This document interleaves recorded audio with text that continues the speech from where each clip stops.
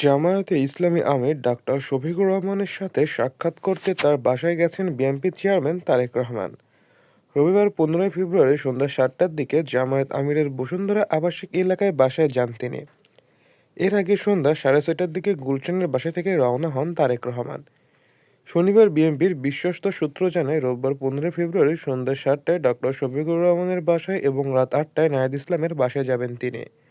গত বৃহস্পতিবার 12 ফেব্রুয়ারি অনুষ্ঠিত ত্রয়োদশ জাতীয় সংসদ নির্বাচনে 297 আসনের ফলাফলে দেখা গেছে বিএনপি এককভাবে 209টি আসন জয়লাভ করে একক সংখ্যাগরিষ্ঠতা অর্জন করেছে।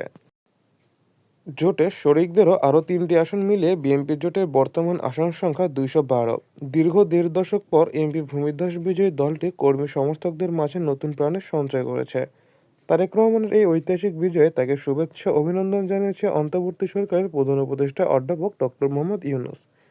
এক অভিনন্দন বার্তায় তিনি বলেন, আপনার নেতৃত্বে বিএনপি বিপুল সংখ্যা গরিষ্ঠতা অর্জন করায় আপনাকে আন্তরিক মোবারকবাদ।